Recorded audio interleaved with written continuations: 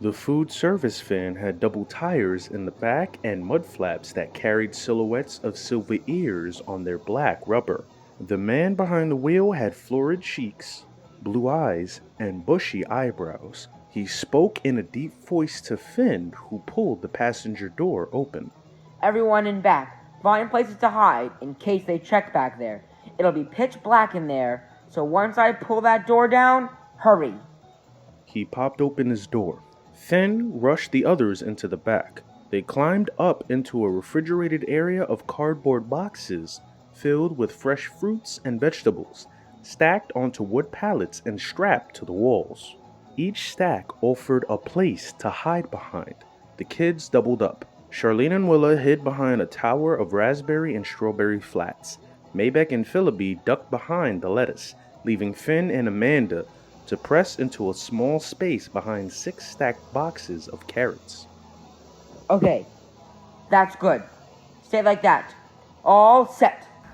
The door came down hard, with a bang of finality.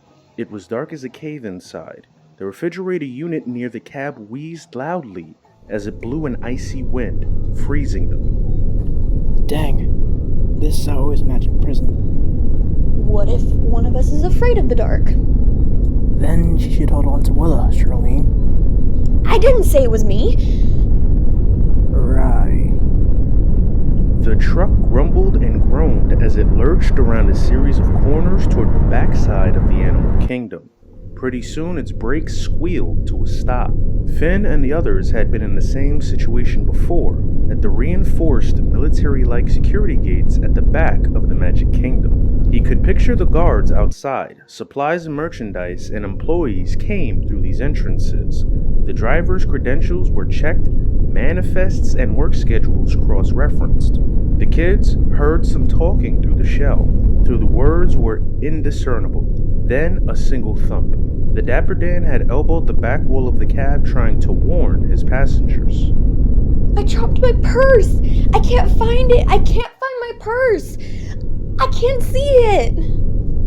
Finn knew that if security saw a purse, then they'd probably climb up into the back of the truck to retrieve it. And if so, they would spot the kids. Sounds of the door hardware rattled at the back of the truck. The back door was definitely about to be lifted. My purse! Finn stepped out from behind the stack of carrots. Amanda reached out to stop him, but she was too late. He felt around the floor. Nothing. Then he remembered his father's BlackBerry. He pulled it out of his pocket and hit a button on the keypad, and the screen came to life like a flashlight. Charlene's arm shot out from behind a stack of boxes, and she grabbed hold of her purse. It vanished. The door rolled open, a crack. Finn shoved the BlackBerry into his pocket, snuffing its light. His knees didn't flex. He didn't move. Light flooded into the back of the truck. He turned, but it was too late. The door continued up, and in an instant, everything changed. He was suddenly pasted to the ceiling, floating, hidden by the rolling door, which was carried on the tracks like a garage door. The security guys finally left. Finn sank toward the truck bed. From the light of the BlackBerry, he saw Amanda facing him, her arm extended. As her arm fell, so did Finn. The back door clattered shut, and the clunk of hardware confirmed they were locked inside again. You did that. No idea what you're talking about. You saved us. That was way cool and all, Finn, but you mind telling us how you did that? Amanda whispered warmly into Finn's ear. No, not yet. I could show you, but I'd have to kill you. Maybeck chuckled. I want some too. Later, dudes. Again, he felt Amanda's breath warm against his neck as she whispered softly. Thank you. He wanted to say something, but his voice had gone dry, and he couldn't get a word out. A moment after the truck finally pulled to a stop, the Dapper Dan climbed up inside and then lowered the garage-like door behind himself, leaving it open just enough to admit some light from the nearby light poles. This is as far as I go with the truck.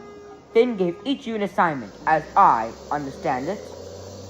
I've got a pretty good handle on the tech side of the park. There are cameras all over the place. Some for security, some for park visitors. Basically, we won't be alone wherever we go. But there's a very cool element to this that I think we should consider. He glanced around at the group. Charlene was trying to wipe a smudge off her clothes, but everyone else was paying strict attention to him. Out at Conversation Station, which everyone in the park calls CS by the way, is a bank of camera monitors that are interactive. Visitors can actually move and zoom in the cameras, searching for animals and that kind of thing. But I think they give us a real good opportunity to monitor what's going on. That could be my job, if no one else wants it. Everybody nodded. Other than that, I've got nothing. Philby swung his backpack around and reached inside. Is anyone going to explain to me why I brought along my DS? The parks all have free Wi-Fi, Yeah, so? so I've set up a D-Gamer chat room so we can IM each other. It's totally secure. No one can eavesdrop. D what? D-Gamer, let me show you. Philby took her DS from her and changed her settings to allow Wi-Fi access. Then he showed her how to enter D-Gamer mode. Turning on his own DS, he typed a message to her.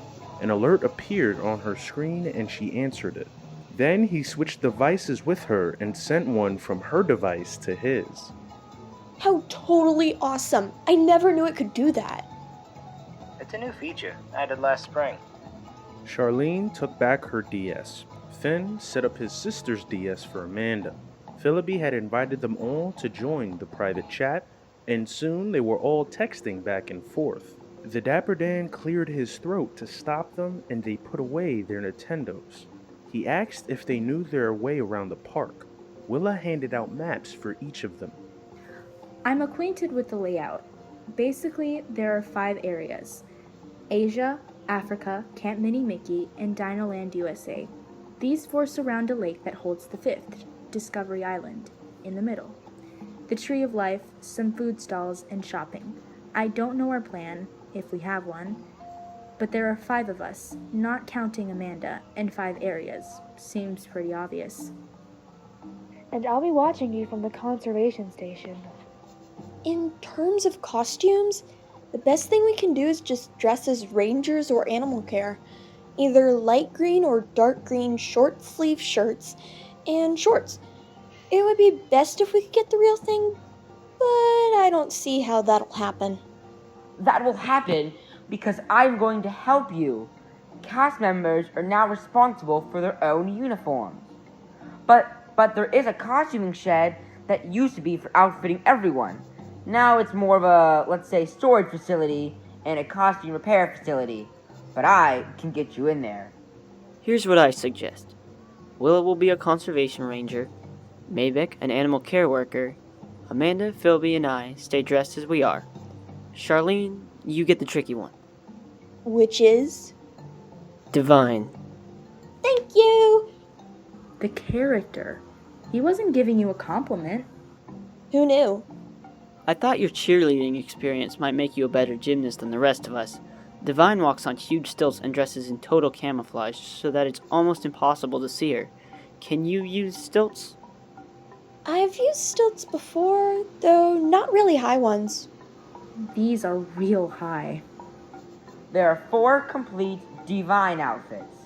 But I've got to warn you, Divine enters the park at 10, 12, 2, and 4. If 2 Divines are seen in the park at the same time, that will alert security. So if you do this, you'll need to hide deep within the jungle when the real Divine is in the park. Will you do it? What's the costume like? It's amazing. With the makeup, she blends into the jungle so well, you can't even see her when you're only a few feet away. There's makeup involved? This is so totally my thing. I can't believe it. Of course I'll do it. Oh, by the way, Wayne wanted me to tell you that Maleficent can transform herself from human to animal. It doesn't last long and it exhausts her, but any animal you see in the park could be her. He said it's incredibly important to keep that in mind. Any animal. And remember about the security cameras. The whole park is watched. Only the washrooms are absolutely safe. No cameras. He yawned a massive yawn. It was contagious. Each one of them yawned in succession. The harder part of all this, at least for all of you, is looking older than you really are. Thankfully, that's not much of an issue for me. Give me a break. It's true. We can use some makeup to try to help those of you in costumes, but you must remember that cast members are 18 and up, so act it where possible and avoid encounters with park visitors as much as you can. Whatever you do, don't talk to other cast members. It's a family here, even as big as it is. Cast members know the other cast members, so you will be found out. That's encouraging. That's reality. Yeah? Well, that would be the first time you dealt with reality in a long, long time. So pardon me if I don't recognize it. Any questions, everyone? He hoisted the truck's rear door, and while the sun had not yet risen, they found themselves in a vast, empty parking lot, along several steel-sided, mostly windowless buildings that looked like warehouses. The sky was full aglow with the push of dawn as the kids climbed out of the truck and hurried to follow the Dapper Dan.